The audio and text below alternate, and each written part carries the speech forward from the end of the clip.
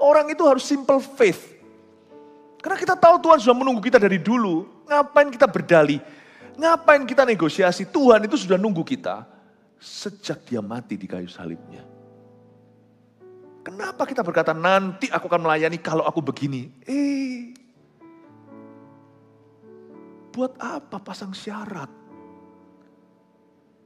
Buat apa pasang syarat? Kalau Anda belum subscribe di channel ini, segera supaya Anda bisa mengikuti terus rema-rema dari Roh Kudus ya. Tuhan mencari Sakeus. Ini adalah Yesus menunggu Sakeus. Kita akan melihat firman ini di Lukas pasal 19. Ayat 1 sampai 10. Sakeus ini di ayat pertama kita baca Lukas 19. Yesus masuk ke kota Yeriko dan berjalan terus melintasi kota itu. Stop di sana. Kejadiannya itu di Yeriko. Yeriko itu sebelah selatan Israel bawah. Tempat banyak pohon palem, pohon kurma. Tempatnya kering kerontang, itu nggak enak sebenarnya. Saya nggak suka ke situ. Yerusalem bukit tinggi lebih sejuk, Yeriko kering sekali, tak jauh dari situ Laut Mati. Kalau belum pernah ke Israel, saya kasih kira-kira gambarannya. Yesus masuk ke kota Yeriko itu, Yeriko tidak ada sebenarnya dalam rencananya, rencana perjalanannya. Kayaknya Yesus masuk ke sana sengaja nunggu satu orang.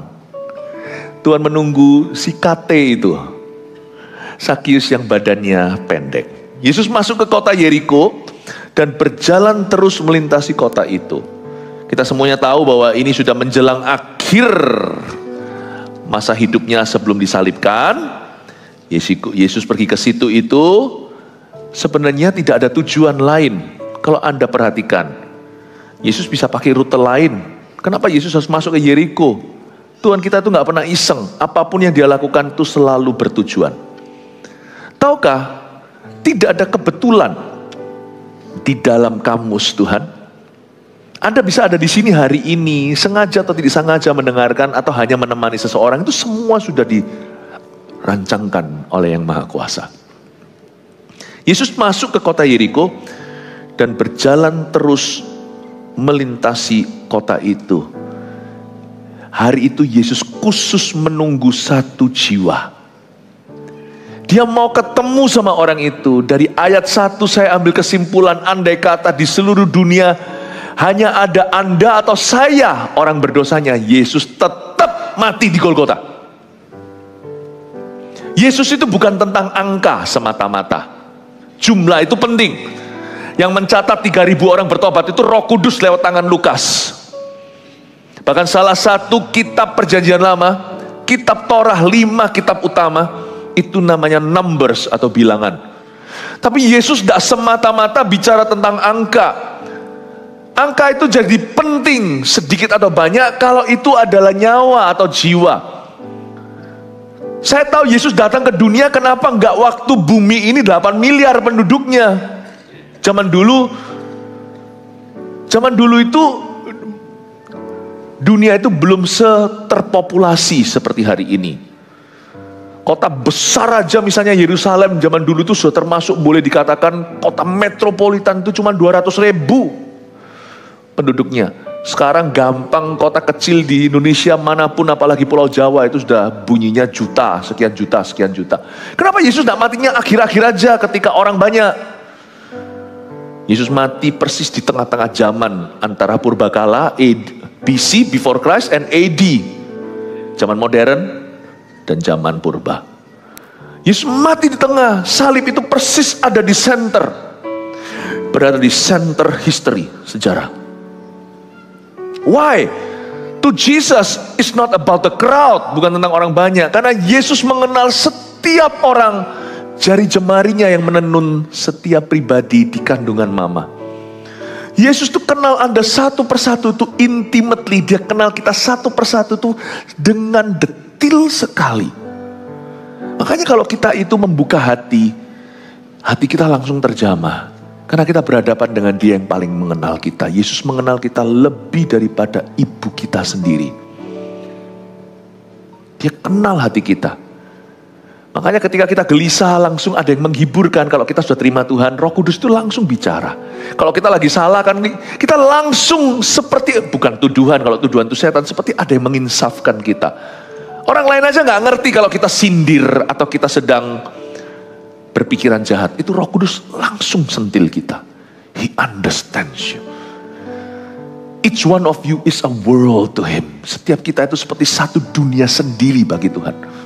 Yeriko itu percuma, ngapain ke situ? Tapi Yeriko jadi penting di dalam petanya Tuhan, karena ada Sakeus di sana dan dia menunggu satu orang itu untuk mengenal kasihnya. Sadari dulu, andai kata zaman 2000 tahun lalu di Kalvari itu, kalau hanya ada satu orang berdosa di seluruh bumi, dia tetap akan datang mati untuk kita.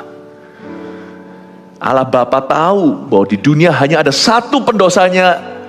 Bapa tetap akan mengaruniakan anaknya yang tunggal untuk jadi korban keselamatan. If you cannot believe this, you don't understand God's love. Jadi ayat itu, Yesus masuk ke kota Yeriko dan berjalan terus melintasi kota itu. Wong, Tuhan itu tujuan akhirnya Yerusalem kok, bukan Yeriko. Ngapain ke sana? Saya itu diselamatkan Tuhan itu jauh-jauh di negeri orang sungguhan. Kalau mau bicara tentang jumlah, yang menangin orang Indonesia di Indonesia lah. Saya itu ada di Kanada.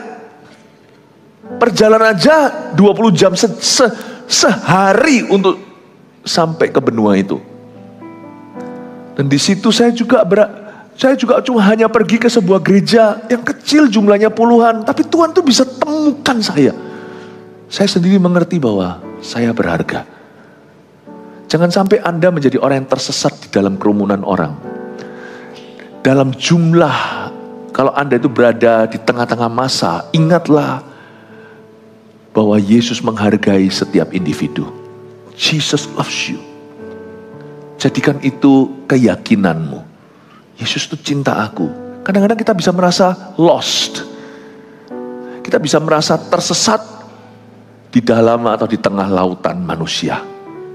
Jangan. Makanya setiap Anda harus percaya bahwa Tuhan itu sangat mencintaimu, and He knows where you are in life. Dia tahu Anda berada di mana dalam hidup ini. Di situ ada seorang bernama Sakeus, ayat 2, kepala pemungut cukai, dan ia seorang yang kaya. Yesus tidak benci orang kaya. Yesus tidak benci orang miskin.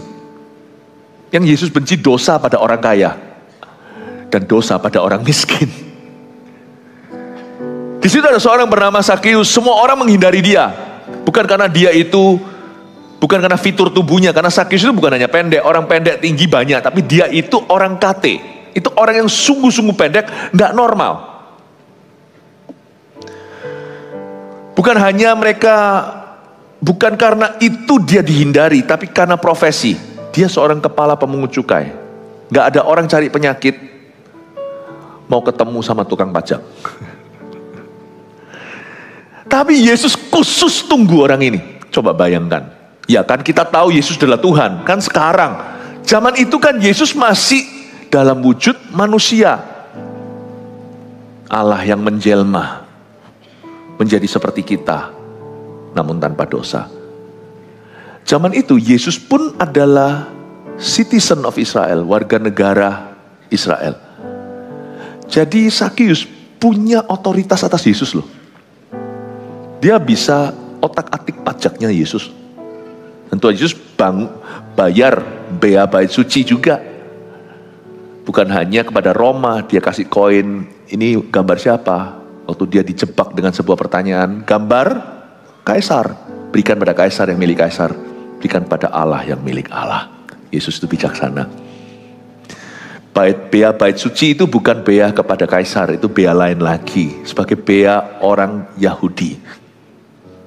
Yesus juga bayarkan itu lewat mulut ikan. Coba lihat ketika dia utus Petrus untuk mengail, ikan pertama ada 2 koin perak di dalamnya. Berarti Yesus itu di bawah otoritas, dia tidak memberontak. Dia bukan pemberontak. Sebagai Mesias, dia harus menunjukkan dirinya sebagai manusia sempurna sebelum dia bisa menjadi juru selamat kita. Ilahi Yesus gak pernah menanggalkan keilahinya. Dia mengosongkan diri, mengambil rupa seorang hamba, tapi dia senantiasa ilahi. Waktu Yesus jadi manusia, waktu mati di kayu salib, dia tetap Tuhan. Gimana Tuhan bisa mengatur dunia kalau dia mati? Nah, disitulah bedanya. Kalau kita mati, kita konyol, gak bisa apa-apa. Tuhan itu tidak dibatasi dengan kemampuan fisik. Udahlah, itu hikmat Allah. Tidak usah diotak-atik. Tapi kita tahu bahwa Tuhan tidak dibatas kemampuan fisik. Tapi Yesus itu mengenakan rupa seorang hamba. Berarti Yesus itu tetap di bawah otoritasnya tukang pajak juga. Zaman itu banyak yang benci Yesus, karena Yesus itu pro kontra. Ngapain cari penyakit? Ketemu sama pemungut cukai ini. Mau nambah masalah? Tapi karena cinta, Jesus will go through all the troubles just to meet with you. Bayangin. Yesus itu akan melalui semua rintangan demi untuk ketemu dengan Anda. Padahal yang masuk ke neraka itu nantinya kita. Yang butuh itu kita, bukan dia. Tapi dia yang repot-repot untuk ketemu you and ketemu me. Saya sendiri heran kok dalam sejarah hidup saya sendiri loh. Kok Tuhan itu mau ya temui saya. Padahal di sini dulu, tahun 92 saya bertobat. Itu jadi revival di Indonesia. Bangunan rohani, ngapain cari satu domba nakal. Itu pun saya ogah-ogahan loh jual mahal. Kalau Anda tahu cerita kehidupan saya. Saya dulu itu orang yang, saya dimikirkan aja ngerasa, ngapain sih Tuhan mau sama aku. Tapi waktu kita masih berdosa, Tuhan itu sudah sayang sama kita. Please jangan lari dari Tuhan ever selama-lamanya. Meskipun sana pernah salah atau sedang salah, kembalilah. Tuhan tuh gak marah. Tuhan tuh jarang marah, pernah tapi jarang. Saya ceritain aja dari pengalaman sebagai seorang yang mengenal dia. Bukan dari teori belaka. Tuhan itu jarang marah. Ya mungkin karena sana selalu jadi anak baik. Oh, Anda belum kenal saya. Saya susah sekali orangnya. Susah nurut lah. Keledai liar. Kita itu 11-12. Kalau Tuhan cinta saya, Tuhan cinta Anda. Malah bisa-bisa nih. Di antara kita yang paling berdosa, paling pendosa, paling hina, itulah yang akhirnya sama Tuhan ditumbalkan menjadi hamba-hambanya. We are here not because we are holier. We are here karena kita yang lebih berdosa ini diberikan kasih karunia yang lebih besar untuk bisa menopang yang lainnya. Sakeus dipakai Tuhan bukan karena dia suci. Sakeus dipakai Tuhan karena dia bertobat. Dan Tuhan bisa putar balikkan masa lalu seseorang dan memakainya untuk kemuliaannya. Di situ ada seorang bernama Sakeus, kepala pemungut cukai. Ia seorang yang kaya. Ia berusaha untuk melihat orang apakah Yesus itu. Bahkan keinginan kita untuk dengar firman, didoakan, berupa keinginan itu saja dari Tuhan loh. Itu yang disebut dengan kasih karunia. Kalau hati orang itu tidak sama Tuhan ditarik, orang itu tidak akan datang. Jangan selidiki lebih ya. Berarti setiap orang yang selamatkan karunia Tuhan. Setiap orang yang tidak selamat ya jangan salahkan. Bukan, setiap orang juga diberi pilihan. Tuhan tidak pernah memaksa. Namun demikian, kita yang mengalami pekerjaan Tuhan, jangan tinggi hati. Kita bisa ada hari ini semua karena kasih setianya. Karena kasih karunia-Nya. Ia berusaha untuk melihat orang apakah Yesus itu. Mungkin Tuhan sudah masuk ke dalam pikiran, dalam kerinduan Sakeus. Mungkin lewat cerita tetangganya yang sakit disembuhkan. Berita itu sampai ke telinga Sakeus. Mungkin dia melihat perubahan keluarganya atau kerabatnya yang pernah dijamah lewat ministry Tuhan.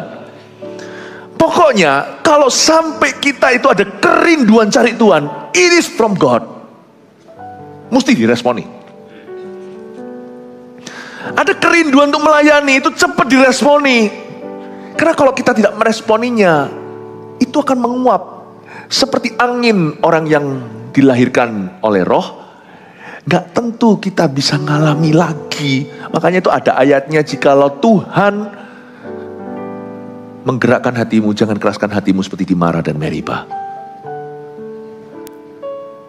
Ia berusaha untuk melihat orang, apakah Yesus itu saya bisa melihat God's grace, kasih karunia Allah. Bahwa dia ada kerinduan, itu pun kasih karunia Allah.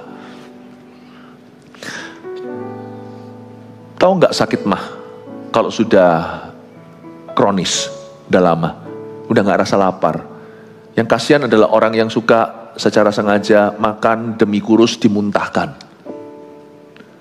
Anoreksia pun terjadi. Orang begitu ya, saya nggak tahu, saya bukan dokter. Mungkinkah mereka sudah nggak lapar lagi? Mungkin nggak? Mungkin saja. Ya. Tahukah Anda, rasa lapar secara jasmani itu pun adalah berkat Allah. Tapi ada orang yang lapar terus, nah itu lain cerita. Perlu diet kali. Ususnya udah melar karena makannya berlebihan. Makanya Tuhan berkata, ajari kita doa Bapa kami, berikan pada kami makanan hari kami, makanan ini, makanan kami yang secukupnya. Pokoknya saya cuma punya prinsip, udah kenyang, udah jangan nambah. Perasaan lapar jasmani aja berkat, apalagi secara rohani. Kalau Anda ada kerinduan ke gereja, that is from the Holy Spirit. Dari Roh Kudus.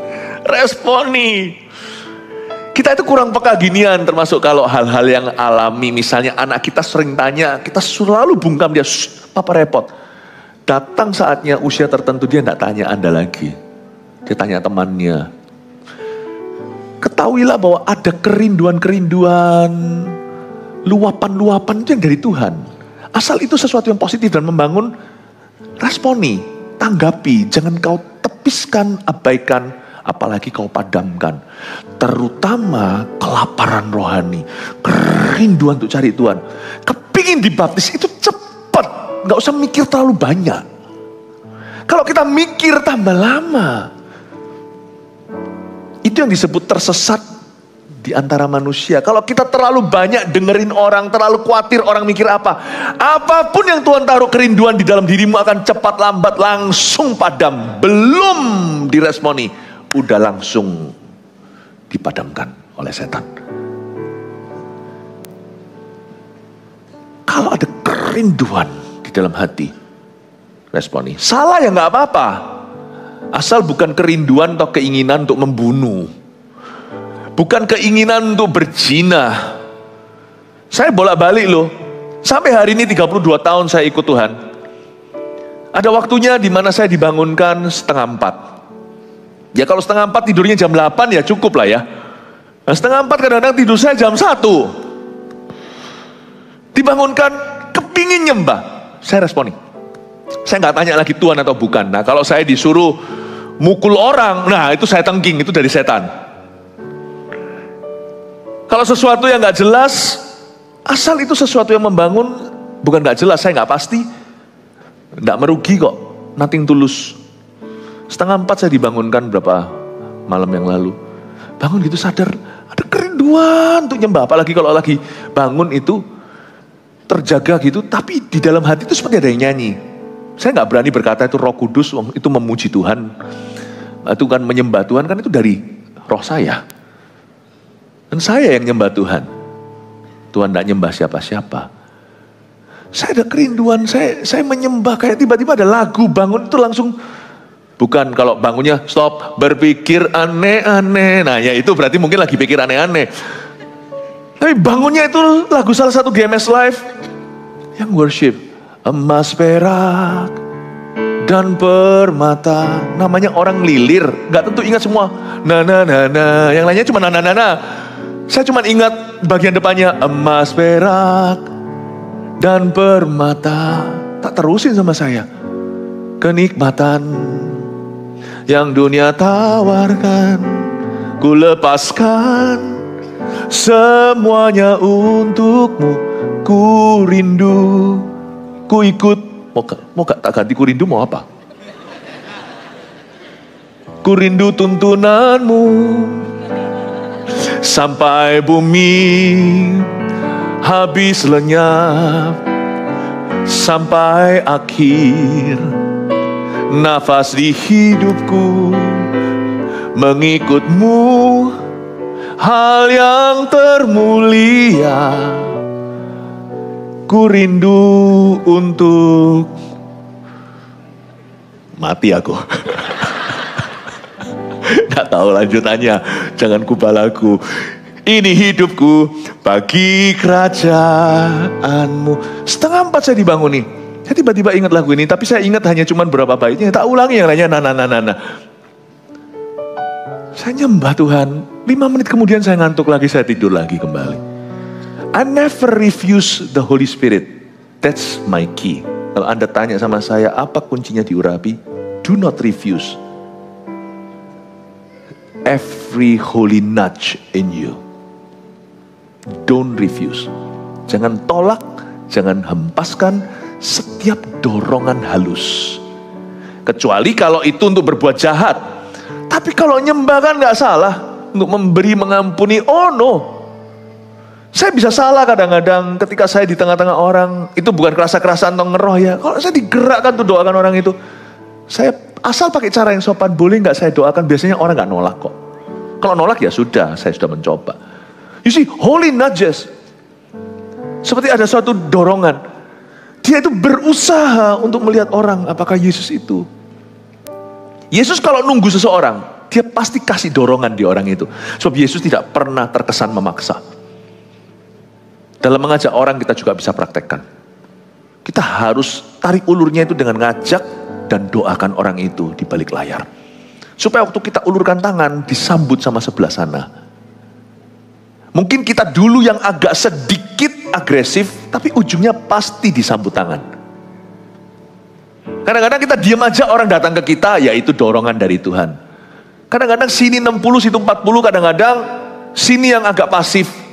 30 sana 70 yang agresif. Ayo kenalkan aku pada Tuhanmu. Gak apa-apa. Tapi pasti bersambut kalau itu kita doakan. Ia berusaha untuk melihat orang apakah Yesus itu. Ada kerinduan. Tetapi ia tidak berhasil karena orang banyak. Sebab badannya pendek. Tahu gak? Di tengah-tengah orang banyak. Itu berkat. Manusia itu berkat Allah yang tertinggi. Harta, materi itu berkat termurah. Jadi kalau Anda mau tahu inventarisnya atau asetmu yang paling berharga itu hubungan. Kalau kita baca ayat ini, ya, justru berkat itu juga bisa menjadi kutuknya kalau dia tidak bisa translate atau menerjemahkan berkat itu sendiri. Ketika dia berada di kerumunan orang-orang yang semua rindu pada Yesus, dia gak bisa berhasil melihat Yesus gara-gara orang banyak itu. Kita itu loh, semua itu rindu untuk beribadah. Tapi waktu altar call diberi dan itu pas untuk kebutuhanmu, Anda justru gak mau maju.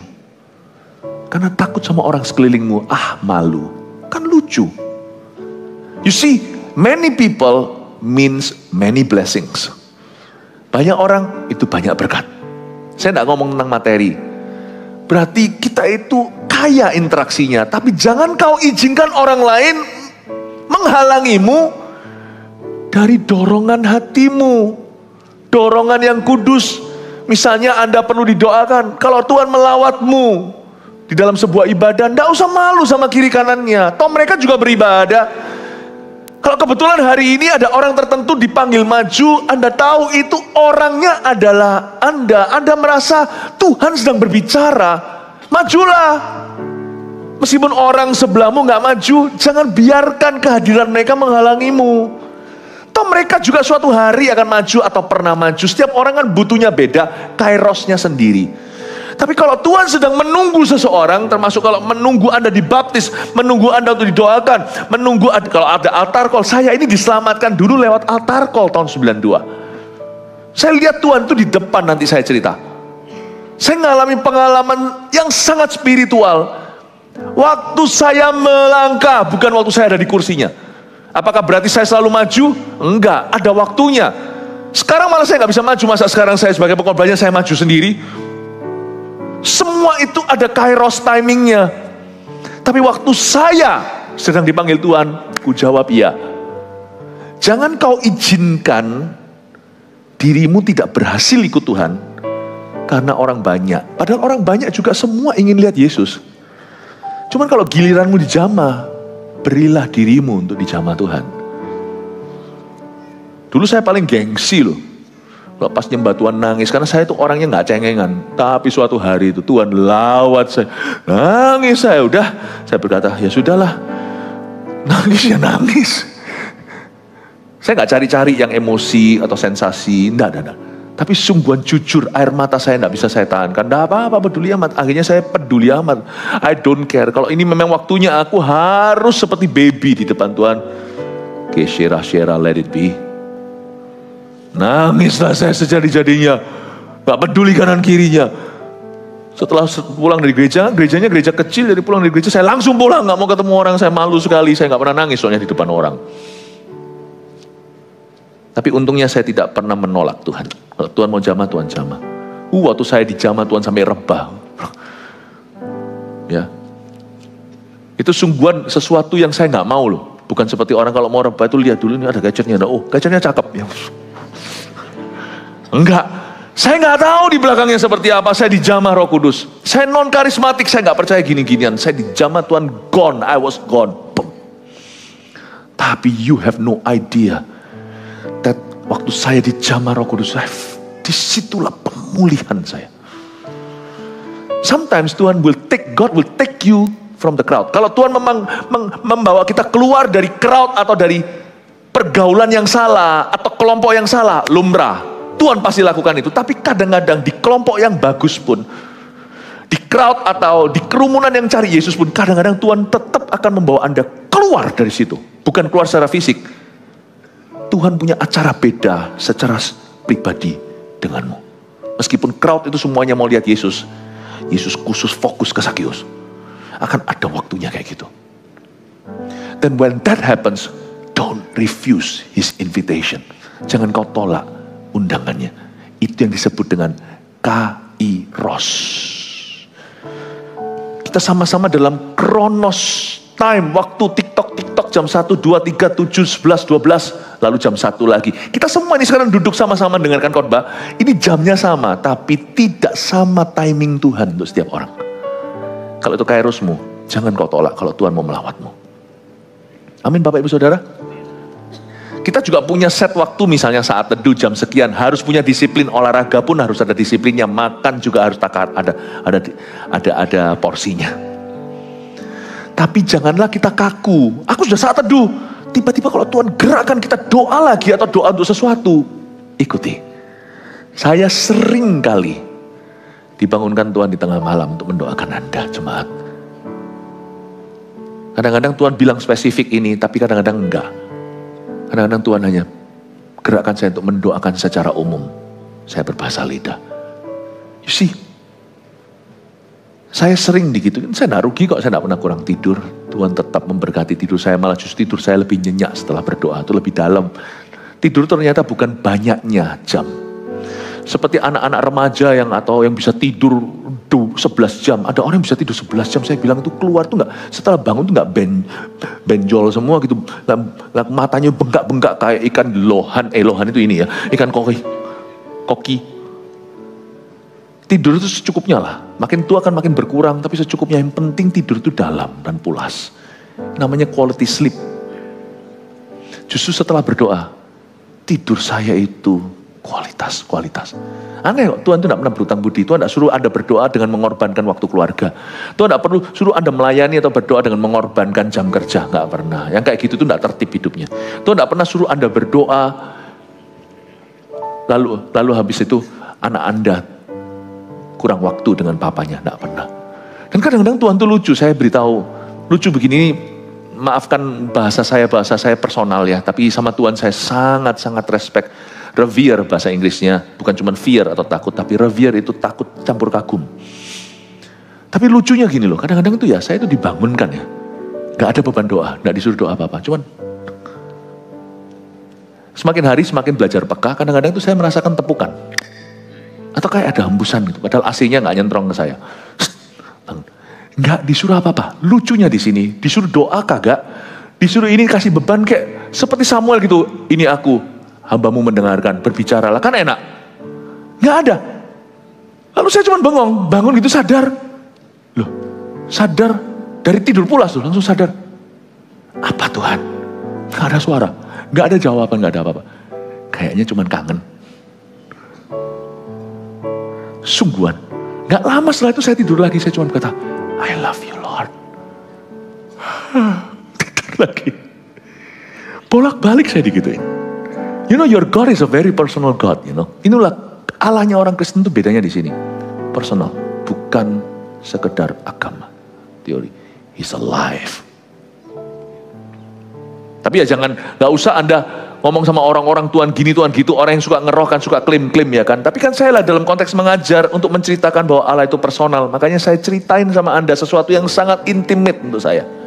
Saya gak ceritain yang beginian untuk supaya dapat otoritas rohani, wibawa di depan orang. Gak perlu, gak usah gini. Sampaikan firman aja baik, gak baik. Waktunya otoritas Anda bertambah. Gak usah pakai klaim-klaiman, cerita-ceritaan. Cuma saya sekarang kasih kesaksian karena saya percaya ini juga bagian dari khotbah saya. Saya itu bolak-balik dibangunkan itu hanya supaya, karena Tuhan itu hanya mau bersekutu dengan saya. Curiga ya, sorry ya, ini subjektif ya. Mungkin karena sama sebagian Anda sering diabaikan, Tuhan terus datang ke saya. Apakah Tuhan kesepian? Oh, jangan pernah ngomong gitu. Tuhan itu cukup pada dirinya, dia tidak butuh ciptaannya. Cuman dia itu entah kenapa menjadikan kita subjek, bukan objek, tapi subjek kasihnya. Tuhan itu sering datang dan bersekutu.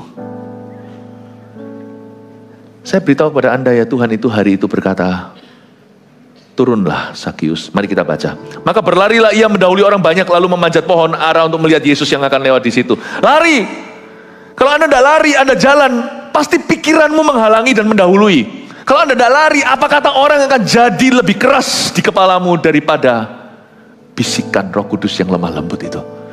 Kalau Anda tidak berlari langsung ke kolam baptisan itu, nanti kemudian logika Anda, logika sih boleh saja, akal budi yang sehat, akal budi yang takut akan Allah, pembaharuan akal budi. Tapi kalau logika yang duniawi itu nanti yang merintangi, kamu ngapain dibaptis gitu kan gini, nggak jadi. Mau melayani juga, aduh, mau memberi juga, waduh, terlalu banyak step-step dan birokrasi.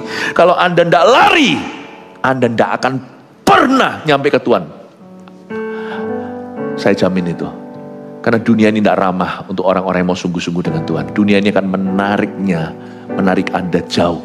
Arus dunia ini dosa. Arus dunia ini bukan Allah. Kalau Anda tidak lari, Anda harus pikirkan dan kalkulasi setiap detil-detilnya. Saya jamin 100% selalu gak jadi. Tuhan selalu dikesampingkan, Tuhan selalu dinomorduakan. Pasti 100%. Karena manusia itu darah dan daging. Pasti banyak dalih. Sakius tahu itu, maka berlarilah ia mendahului orang banyak. Lalu memanjat pohon ara untuk melihat Yesus yang akan lewat di situ. Dia kira dia tunggu Yesus, tapi ternyata sesungguhnya Yesus yang tunggu dia. Dia nggak tahu aja, Yesus ke Yeriko itu kan karena dia. Cuman Yesus kan nggak main paksa. Yesus mau membuat orang itu sadar sendiri dan tergerak hati. Makanya Yesus pakai cara yang sangat luas. Coba kalau Anda baca. Cara Yesus memanggil murid-muridnya Nathanael atau Bartolomeus itu. Dia pertama-tama langsung beritahu dia, inilah orang yang murni, Israel sejati. Di dalam dirinya tidak ada kepalsuan. Kok kamu tahu aku? Oh, Yesus fit pelan-pelan. Supaya nggak kaget dia. Kalau setiap orang langsung dapat perlakuan full dari Tuhan, bisa mati berdiri karena Tuhan itu holy. Lalu dia berkata apa sama Bartolomeus? Dia ngomong begini, sebelum kamu tadi bicara di dekat pohon tertentu, kamu sama Filipus tadi, aku sudah melihatmu. Kaget dia, sebelum Filipus datang ajak dia itu, dia sedang duduk di bawah pohon itu. Jadi gak mungkin dapat bocoran halus dari murid-muridnya. Yesus tahu sebelum dia ketemu Filipus, kamu tuh di mana? Dia bilang, inilah Mesias. Yesus tidak langsung brol-brolan di depan. Lalu di belakangnya kehabisan anggur. Yesus tidak mau kita main curang. Yesus mau kita mengenal dia itu karena dirinya, bukan karena berkatnya. Sakius gak ngerti sebenarnya Yesus yang menunggu dia. Yesus tunggu imannya bertumbuh dulu. Yesus tunggu sampai hatinya semakin menginginkannya. Ketika Yesus sampai ke tempat itu ayat 5, ia melihat ke atas dan berkata, Lazarus segeralah turun. Sebab hari ini aku harus menumpang di rumahmu. Ya. Kalau Lazarus bukan gitu perintahnya. Lazarus keluarlah dari kuburanmu gitu loh. Kalau Sakius disuruh turun dari pohon, jangan bingung antara dua. Seorang guru sekolah minggu mengajarkan, ya, salah terbolak-balik. Sakius turunlah, Lazarus turunlah. Itu tempat Sakius, dia berkata. Dia gengsi berkata sorry. Seperti saya tadi, salah lirik, saya nggak mau ngaku. Dia salah sebut nama, tapi dia terlalu egonya besar. Akhirnya dia berkata, guru tidak salah. Yesus berkata, Lazarus turunlah. Itu tempat Sakius dalam cerita. Sakius turunlah, sebab hari ini aku harus menumpang di rumahmu. Nggak pakai babi, bu, dan basa-basi. Lalu Sakius segera turun. Anda harus segera. Yang mau dibaptis, segera baptis. Mau melayani, segera melayani. Mau MSJ 1, mau ikut pemuritan di sini, segera langsung. Sungguhan. Semakin lama semakin kapalan. Anda harus tahu sifat Adam dan Hawamu. Semakin lama kau tunggu, semakin kau pikirkan, semakin gak jadi.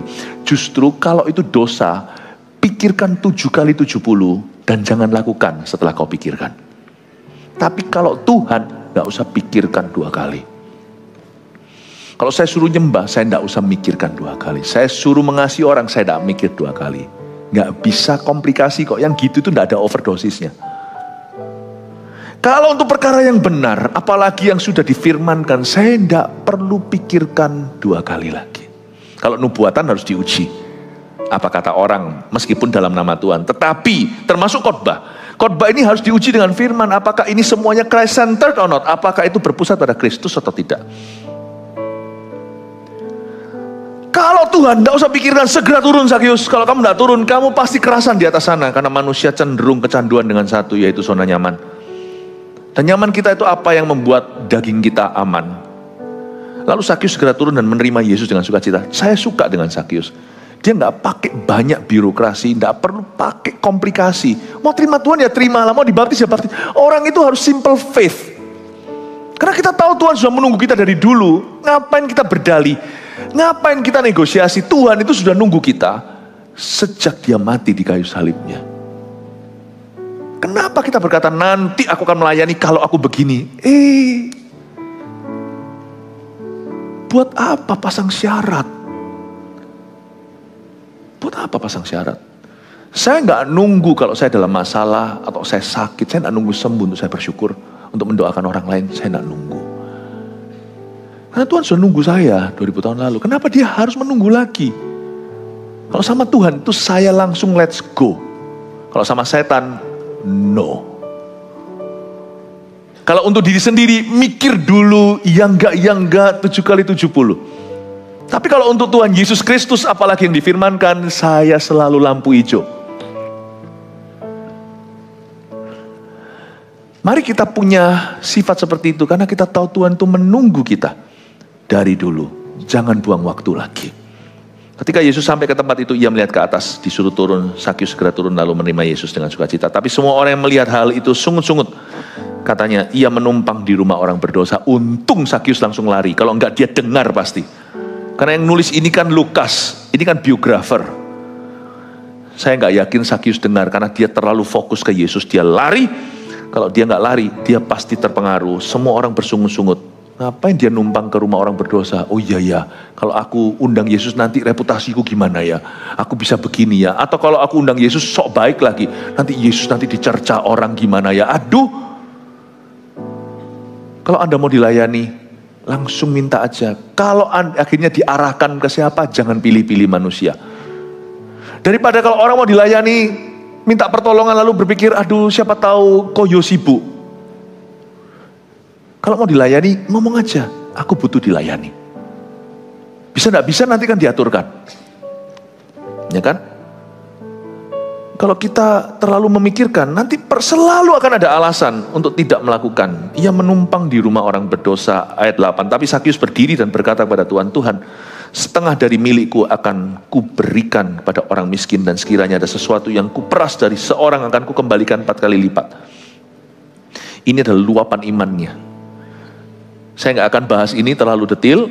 Sebenarnya kalau dibahas secara detail, kita bisa melihat mujizat pemeliharaan Allah. Karena mana mungkin dia punya 4 kali lipat. Dia kasih dari mana? orang bertobat itu Tuhan akan tolong dia. Gak tentu dia kaya, gak tentu dia nanti sukses secara duniawi. Tapi Tuhan tidak pernah mementahkan orang yang punya kerinduan untuk mengembalikan, memuliakan, untuk berbalik arah. Tuhan itu selalu akan menopang orang itu. Tapi singkatnya, waktu dia ngomong gini Tuhan tidak berkata, hus, mikir dulu. Tuhan berkata, ayat 9, hari ini telah terjadi keselamatan kepada rumah ini. Karena orang ini pun anak Abraham. Saya yakin Sakius tidak tinggal sendiri. Kalau dia tidak married, gak tentu loh ya, dia married gak dibahas di Alkitab. Kalau dia married, dia pasti punya anak. Ya, mungkin saja dia married. Kenapa? Karena dia orang kaya. Orang berkata kalau orang punya itu akan 10 kali lipat lebih ganteng dari sesungguhnya. Makanya yang laki-laki gak usah kejar keren dulu. Kerja sungguh-sungguh, bukan cari materi. Tapi kalau Anda punya isi hidupmu, gak terlalu masalah. Gak terlalu masalah. Daya tarik kita itu dari tanggung jawab kita. Ya, kok sampai ngomong sih itu? Nggak tahu dia married gak? Mungkin dia punya istri, punya anak. Atau mungkin dia gak married, pasti dia mungkin punya orang tua siapa yang ada tinggal di rumahnya. Gak mungkin dia rumah besar, pasti ada pegawainya. Gak mungkin dia sendirian. Tapi Tuhan tuh langsung ngomong begini, karena imanmu hari ini telah terjadi keselamatan pada rumah ini. Bukan pada Sakius saja, pada rumah ini. Tuhan tuh kerjanya itu selalu korporat. Meskipun iman itu individu, Tuhan itu selalu kerjanya gini, kau percaya, kau bertobat, seisi rumah tanggamu nanti akan selamat. Makanya jangan pernah kita itu takut dan kalah hawa. Sekalipun kita minoritas, misalnya keluarga kita satu-satunya yang Kristen, jangan takut. Anda harus berani berkorban demi keluargamu. Kalau Anda kompromi, mereka pun gak jadi. Wong Anda aja gak jadi, gimana bisa jadiin orang? Jadiin murid, Anda sendiri gagal jadi murid, gimana jadikan murid? Bangsa-bangsa yang dimulai dari rumah tanggamu. Berani. Asal Anda bisa komunikasikan dengan baik, ambil keputusan. Mungkin sekarang dibenci, sekarang dikucilkan, tapi nanti karena kesetiaan dan ketaatanmu seperti Sakius tadi berani mengembalikan, Tuhan akan mengindahkan. Mungkin sekarang dibenci, suatu hari nanti Andalah yang akan membawa orang tua Anda ke gereja. Nanti Anda akan menyaksikan dengan berlumuran air mata ketika mereka dibaptiskan mungkin berapa bulan atau berapa tahun setelah Anda. Orang percaya Tuhan itu tidak bisa kalah. Karena Tuhan beserta. Jangan suruh Tuhan tunggu. Pokoknya siapa dulu yang bisa taat dulu. Kalau Anda yang sadar, jangan suruh orang lain. Perubahan itu tidak dimulai dari orang lain, selalu mulai dari dirimu. Kalau kita yang dipanggil Tuhan, yang lainnya belum disadarkan. Aku dulu buta, sekarang melihat, tapi yang lainnya masih buta. Yang melihat melangkah ke depan. Yang sadar ikut Tuhan. Yang beriman terlebih dulu berkorban. Sakius tidak tunggu-tungguan. Entah dia married atau enggak. Waktu dia dengar dan Yesus ada di rumahnya, dia langsung tangkap kesempatan tersebut dan berkata, aku mau. Makanya dikatakan dia langsung menerima Tuhan dengan sukacita. Gak pakai embel-embel. Dan Tuhan langsung berkata, seisi rumahmu diselamatkan. Siapa dulu? Ya duluan taat. Masalah kita itu seringkali kita tunggu-tungguan. Siapa di sini yang belum dibaptis? Kita lihat kanan kiri, kalau ada satu yang diangkat, baru kita ikut angkat. Ingkatnya pun setengah tiang. Masalah kita itu tunggu-tungguan. Kita lebih aware, lebih merasakan tekanan orang sekitar daripada panggilan Tuhan. Kalau kita mau maju dalam iman, tidak bisa gitu loh. Tidak hanya waktu ditanya sama hamba Tuhan, ditanya sama gembala, enggak hanya. Tapi itu jadi prinsip hidupmu. Kalau kita mau maju dalam iman, kita harus berani meresponi, sekalipun kanan kiri kita belum meresponinya. Kita harus berani. Itu prinsip iman yang harus Anda pegang. Hari ini saya tidak kasih Anda poin-poin seperti biasanya. Anda harus bisa tangkap rema-rema. Apa yang saya sampaikan ini semua ada banyak kisi-kisinya yang Anda bisa bawa. Mau maju dalam iman, tidak bisa gitu. Mau maju dalam iman itu harus berani melangkah. Berani meresponi, sekalipun yang lainnya belum. Makanya itu tidak heran, setiap murid Yesus jadi leader. Saya juga punya kerinduan yang sama. Ini doa saya ngomong sama Pastor Yo beberapa hari lalu. Yo, kok kepingin ya, rindu ya lihat semua jemaat di GMS Rooftop ini, termasuk semua ya, yang ini lagi streaming, tapi saya ngomong tentang rooftop waktu itu, pada tim Surabaya, semua jadi CGL. Kenapa? Nanti domba-domba yang tersesat itu banyak sekali. Tempat ini akan semakin penuh, kita akan semakin kewalahan. Meskipun yang dipanggil pendeta hanya a few, banyak yang dipanggil sedikit yang dipilih untuk itu, tapi semua kita turut menghayati perkataan Tuhan pada Petrus, kamu cinta padaku enggak? Do you love me? Yes, I do. Ya, aku mengasihimu. Gembalakan domba-dombaku. Kita bisa turut mengembalakan. Jangan jadi pasien forever, jadi jemaat biasa. Semua kita cepat lambat harus jadi kakak-kakak rohani. Saya beriman, ini bukan posisi pelayanan, ambisi, bukan. Di gereja kita semua harus mulai dari bawah. Semua mulai dari MSJ atau My Spiritual Journey One. Semua harus dimuridkan. Gak ada orang itu yang langsung bisa bypass, langsung naik ke atas, gak bisa. Tapi kerinduan kami dan kerinduan saya sebagai gembalamu adalah melihat setiap jemaat biasa yang baru masuk ini diproses dalam leadership development atau pengembangan manusianya. Manusia rohaninya. Sampai pada taraf minimal setiap Anda akan jadi CGL atau jadi ketua sel semua, sel grup semuanya. Kok bisa? Nanti kalau Tuhan genapi visi kita bukan basa-basi loh. Saya kalau percaya, saya tahu itu akan terjadi. Saya tidak pernah sama Tuhan basa-basi, itu tidak pernah. Makanya jadi orang kalau mau berhasil dalam iman, kita juga tidak boleh basa-basi sama Tuhan. Tidak boleh latah asal bicara. What you say, you better believe it. Unless you don't say it. Kalau Anda mengucapkan sesuatu di hadirat Allah, percayalah. Kalau enggak, jangan katakan. Saya percaya kita akan menjadi 1 juta murid. Yang percaya katakan. Nah kalau 1 juta murid itu siapa yang bantu gembalakan? 1 juta murid itu 10 orang aja 1 CG, itu berarti 100.000 CG kita perlu. 100.000 CG kita perlu. Tahukah Anda hari ini kita diberkahi oleh Tuhan? GMS ini gerakannya di mana-mana. Kita sekarang pada 104.000. Kita pernah hit segitu, 104.000 murid. Oke? 1 juta orang itu 100.000 CG. Berarti semua jemaat sekarang tak tersisa semua CGL. Sorry to say, not sorry, I'm not sorry. Berarti setiap Anda, mungkin ada beberapa yang senggol temannya, model kayak aku CGL. Yes, Saulus, kau akan segera jadi Rasul Paulus. Bukan jadi full timer, tapi jadi pemimpin rohani. Orang yang tidak lihat kanan kiri, tengok kiri kanan, tapi orang yang meresponi Tuhan.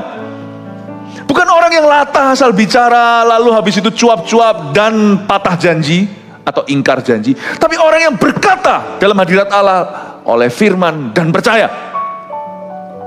Saya beritahu dulu, tak beritahu di depan. Di gereja ini Anda akan diproyeksikan semua jadi pemimpin. Kenapa? Bukan karena Anda layak, saya layak, bukan karena Anda mampu.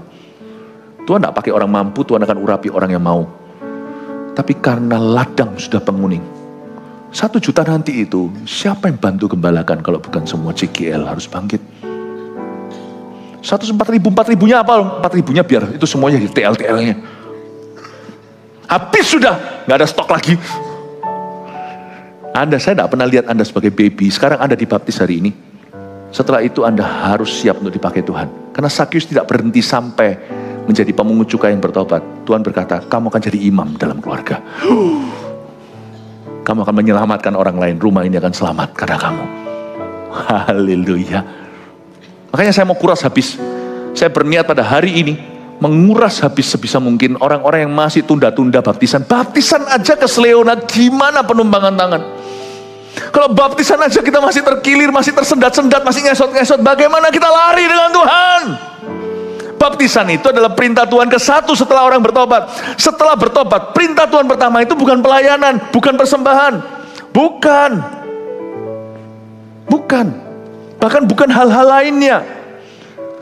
Perintah Tuhan pertama itu bahkan bukan misi, bukan. Perintah Tuhan ke-1 adalah bertobatlah dan berilah dirimu dibaptis. Baptisan tidak menyelamatkan, tapi iman. Tapi kalau sana dan kalau kita beriman, nggak mungkin tentang baptisan karena itu perintah Tuhan. Kalau kita iman, kita pasti melakukan. Kalau kita percaya, kita pasti nurut sama Tuhan. Kalau Tuhan suruh, Tuhan nggak pernah salah. Karena itu saya mau kuras habis hari ini yang belum dibaptis selam dalam pertobatan. Kayak saya dulu waktu kecil saya pernah dibaptis percik, bukan metodenya. Waktu saya umur 6-7 loh, tahu apa? Waktu saya bertobat umur 18 tahun, saya struggle. Iya enggak, teman saya suruh, saya enggak mau. Wah, kayak dipaksa, kayak seolah-olah saya itu lakonnya seluruh dunia. Semua orang di gereja kecil kami waktu di situ itu, di Kanada itu, semua maksa saya. Kadang-kadang ya, kalau semua orang gempur satu orang itu bisa GR loh. Sungguhan. Sampai saya ditemplak Roh Kudus, kamu itu merasa diri sepenting itu tah. Masih banyak orang di luar sana itu rindu baptis, tidak tahu caranya, tidak tahu kalau perlu. Kamu sudah diberitahu sekali, tidak mempan 2 kali, 3 kali, 7 kali, 7 kali, 70. Mempertimbangkan lagi, timbangkan lagi. Emangnya seluruh dunia itu berputar pada pusarnya, yaitu dirimu. Di luar sana itu masih ada tan, Irak, Iran semuanya, masih ada Eropa jauh-jauh di situ, masih ada tempat-tempat yang belum pernah terdengar, belum pernah dengar Injil. Satu orang digempur 50 hanya untuk baptis. Kamu buang-buang waktuku. Kayak Roh Kudus ngomong gitu. Terkejut saya. Akhirnya saya berkata, ya, sorry. Aku dibaptis. Saya kuras habis. Kalau Anda di sini, gereja ini sudah berkali-kali, dan Anda tak sampai hari ini Anda belum dibaptis, ayolah, jangan begitulah. Karena Anda itu diproyeksikan Tuhan jadi imam. Menjadi permulaan keselamatan untuk orang sekelilingmu. Kata Yesus, hari ini telah terjadi keselamatan pada rumah ini karena orang ini pun anak Abraham. Lucu, Yesus berkata keselamatan terjadi pada rumah itu bukan hanya satu orang, beberapa orang, tapi karena orang ini. Kalau pada baca, karena orang ini pun anak Abraham. Coba lihat, karena orang ini. Because of Zacchaeus, through Zacchaeus, melalui Zacchaeus. Karena kamu, anak Abraham artinya, kenapa anak Abraham? Apakah karena dia orang Yahudi? Bukan, anak Abraham karena imannya kepada Tuhan. Bapak Abraham, bapak iman kan, bukan karena rasnya. Karena dia anak Abraham. Karena dia melakukan seperti Abraham. Karena dia percaya Tuhan. Kamu akan lihat keselamatan, kamu akan jadi imam. Sebab anak manusia datang, coba Anda baca ayat 10, untuk mencari dan menyelamatkan yang hilang. Apa hubungannya dengan ayat 9? Karena anak orang ini anak Abraham. Karena Allah mau mencari dan menyelamatkan yang hilang. Tuhan harus memulai dengan somebody, dengan seseorang dulu. Dan Tuhan pilih Zacchaeus untuk rumah tangganya. And God chooses you to win your world. Tuhan memilihmu untuk memenangkan duniamu. Karena itu saya tidak akan merasa bersalah untuk mengimani bahwa Anda semua akan jadi CGL. Ya. Dan bagaimana Anda bisa jadi kalau baptis pun masih belum mau? Ya kan? Gimana kita memberitakan Injil? Berilah dirimu dibaptis. CGL sudah dibaptis? Belum. Bagaimana? Anda harus kelar dulu. Lalu kita akan melayani mereka. Sebab anak manusia mencari yang hilang. Amin Bapak Ibu Saudara. Jesus loves you. Tuhan sudah menunggumu dari tadi dan dari dulu. 1 Petrus 4 ayat 7. Kesudahan segala sesuatu sudah dekat. Karena itu, kuasailah dirimu dan jadilah tenang, supaya kamu dapat berdoa. Saudara yang terkasih, terima kasih telah mendengarkan firman Tuhan hari ini. Jangan lupa untuk dukung terus channel ini dengan cara subscribe, like, share, dan juga komen. Agar saudara kita yang lain juga boleh terberkati. Tuhan Yesus memberkati kita.